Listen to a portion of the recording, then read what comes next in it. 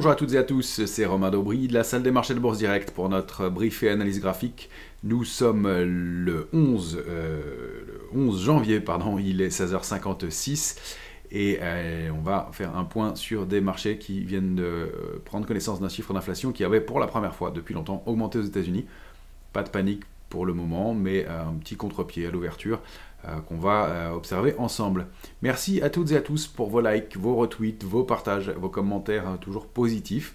Pensez à vous abonner à la chaîne Bourse Direct YouTube, à nos comptes Twitter respectifs, à activer les notifications pour recevoir en temps réel la mise à jour des contenus et des vidéos. Et effectivement sur Twitter pour essayer de repérer des éléments de marché quand on a la possibilité de vous les envoyer. Bien une fin de semaine toujours en roue libre sur les indices. Ce qui est vraiment intéressant à regarder et à noter, c'est que c'est plutôt en dehors des indices que ça se passe. Je scannais toutes les valeurs du CAC 40 et on a des comportements qui sont très différents selon les titres. Ça, c'était des éléments que je voulais vous indiquer. On a des valeurs fortes qui repartent comme Edenred, Schneider, Air Liquide, Thales, Dassault, qui ont l'air de vouloir rebondir un petit peu dans un marché qui patine globalement, sur les indices qui patinent. Il y a des recoveries qui ne valident pas encore ou qui sont en train peut-être. Il y en a Pernod Ricard, on a Téléperformance qui essaye de déborder des niveaux suite à l'upgrade de sa note. Et puis on a des valeurs qui sont bloquées comme Alstom ou Worldline qui sont collées en bas de marché. Et puis on a des valeurs qui vraiment ont du mal, qui sont sanctionnés, alors, en tout cas qui n'ont pas la faveur des investisseurs pour l'instant. C'est LVMH qui, par exemple, qui continue à bloquer. Et puis on a des valeurs comme Total Energy qui n'est pas loin de donner un petit signal de baisse de court terme, encore une fois, peut-être un petit retracement de 8%. On va regarder un peu tout ça. Pour ce qui est de l'intérêt, c'est la mécanique elle est simple. Sur l'Eurostoxx, c'est non-stop depuis 10 jours. Quand on baisse, il y a un petit peu de pression baissière. Quand on rebondit, cette pression baissière, elle est stoppée. Donc c'est la spéculation, elle est soldée, je veux dire. Donc c'est la spéculation qui arbitre, qui fait des arbitrages, des allers-retours entre des ranges, des bornes de range bien définies. On l'a vu sur le CAC 40, on a essayé de les exploiter. En tout cas, on les a bien indiqués, 7399 en bas, 7512 en haut, et encore on n'y arrive plus, c'est plutôt 495, avec des arbitrages à faire selon le sens privilégié. C'est encore une fois, à mon sens, dans cette configuration de marché, des indices, comme on l'indiquait déjà il y a quelques jours, des indices qui vont patiner, et c'est plutôt des valeurs individuellement qu'il va falloir aller chercher. Alors, j'ai deux configurations intéressantes sur des titres un peu en dehors du marché. Il y a aussi beaucoup d'activités sur les small et mid caps. Encore une fois, pour des questions de liquidité, j'en parle pas, il suffit de regarder les palmarès, vous les verrez assez facilement. Il y a des choses à faire là-dessus. Si on est assez actif, il faut aller regarder des petits signaux qui se déclenchent sur des titres et puis à appliquer un money management très serré, c'est-à-dire des positions moins importantes que sur des grosses capitalisations, des points d'entrée très précis et puis ne pas hésiter à arbitrer assez rapidement. Encore une fois, c'est plus difficile pour nous de vous les proposer parce que c'est très peu liquide et que les abonnés d'Info d'Experts pourraient faire bouger eux-mêmes le titre si on les recommandait. Mais en tout cas, il se passe des choses de ce côté-là. C'est-à-dire qu'il y a de l'activité toujours sur les marchés et même en dehors, mais il y a des moyennes capitalisations intéressantes. On va en regarder une ou deux. Du côté des couvertures dans les portefeuilles, ça s'est un peu rehaussé. On est toujours sur l'Eurostoxx en optimisme fort. Sur le CAC 40, c'est équilibré. Sur les indices américains, ça c'est un petit peu retendu, ça reste assez optimiste quand même. Du côté de l'intérêt, je le disais sur les futurs, on n'a pas d'éléments majeurs à donner, sauf que manque de soutien sur les dernières extensions haussières sur les indices américains. Le programme de la semaine prochaine, alors début des publications trimestrielles des entreprises demain aux États-Unis avec les bancaires qui vont commencer. On aura JP Morgan, Bank of America, Wells Fargo, BlackRock et Citigroup demain vendredi. Lundi prochain sera férié aux États-Unis, c'est Martin Luther King's Day qui sera célébré, donc marché américain fermé. En revanche, dès mardi, on aura l'indice des prix à la consommation en Allemagne. Mardi, dans les publications américaines, Morgan Stanley, Goldman Sachs.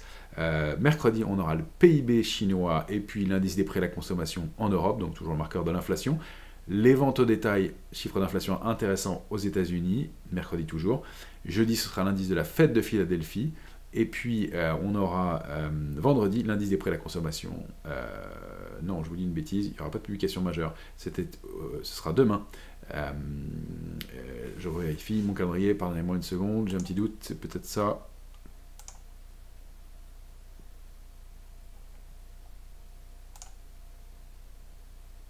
Non, pas de publication majeure vendredi prochain.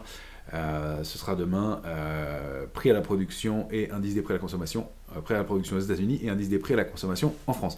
Donc pas de grosse publication d'entreprise la semaine prochaine et un jour férié lundi pour commencer.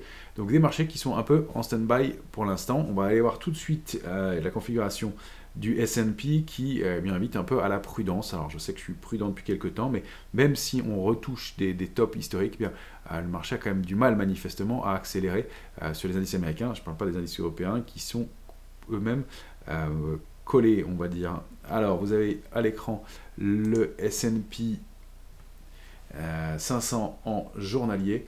Je peux dézoomer une seconde en hebdomadaire.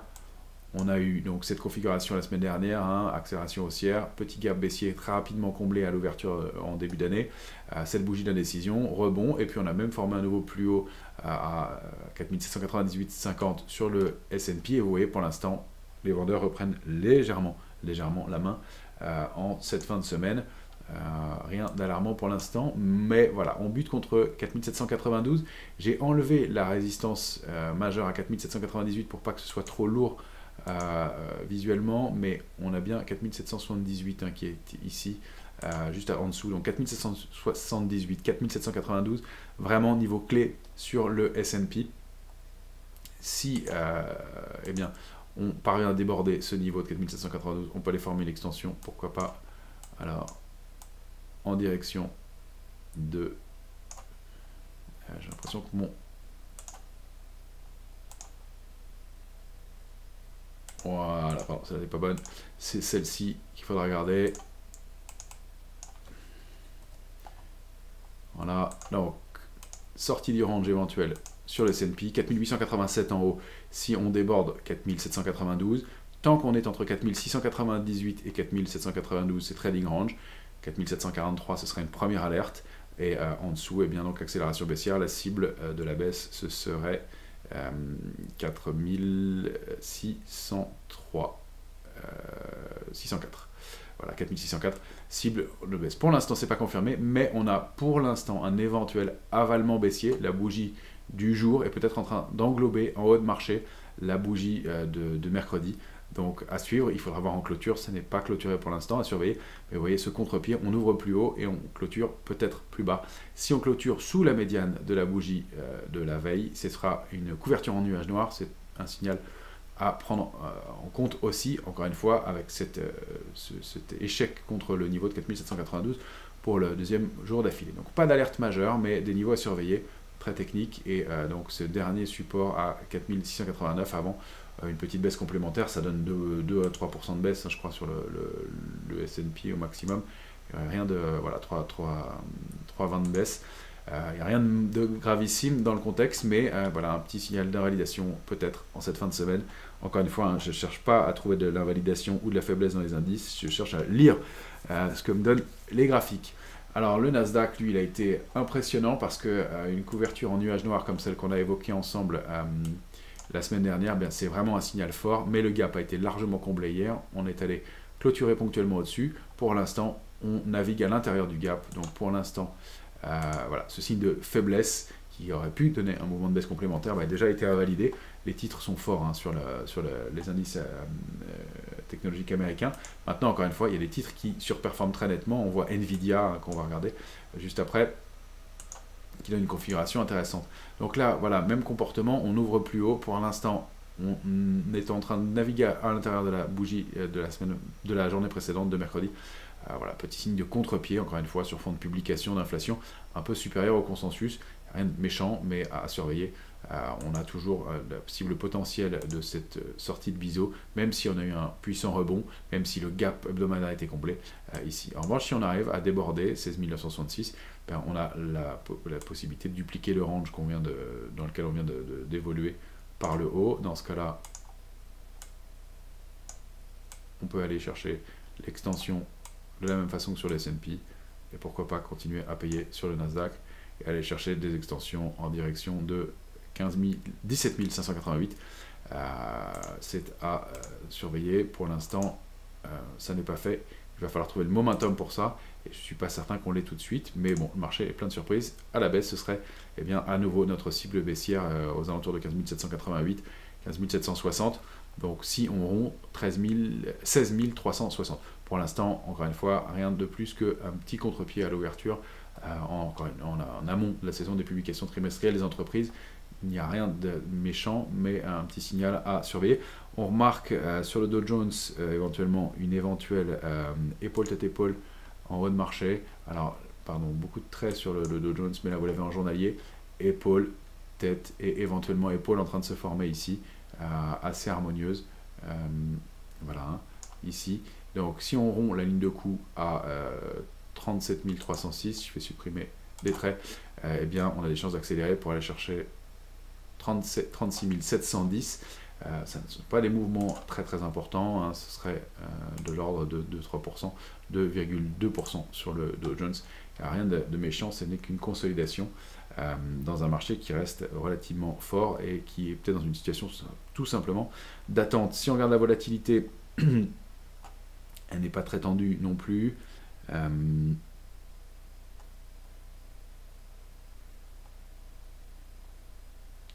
Et je ne la trouve pas. L'indice de volatilité est ici, pardon. Voilà, vous avez la volatilité ici, toujours rebond sur 12-10.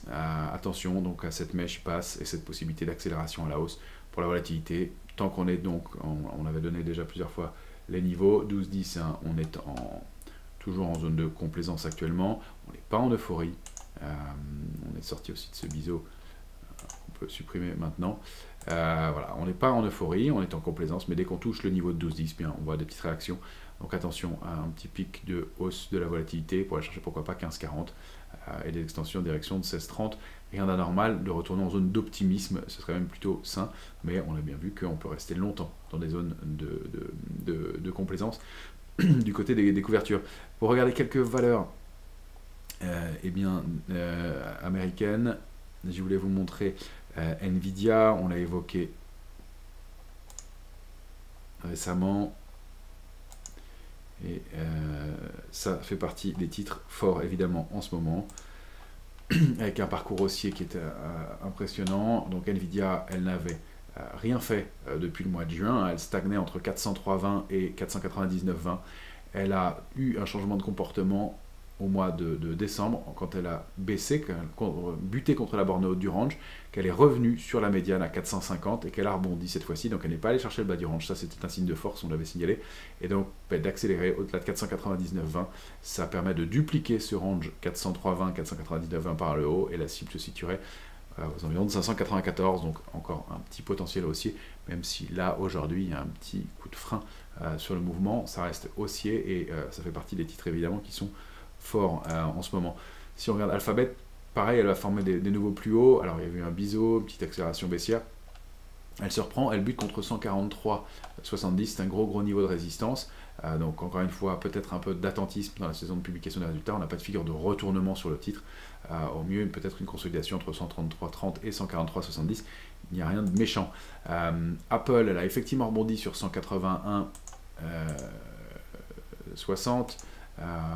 Elle a réagi donc sur ce niveau de support. On voit qu'il n'y a pas des rebonds très puissants, hein, le titre a beau réagir sur ce niveau de support, il n'y a pas d'accélération haussière. On n'arrive pas en revanche à aller combler le gap de début d'année sur Apple, et les mouvements de baisse se font avec des volumes qui sont bien supérieurs.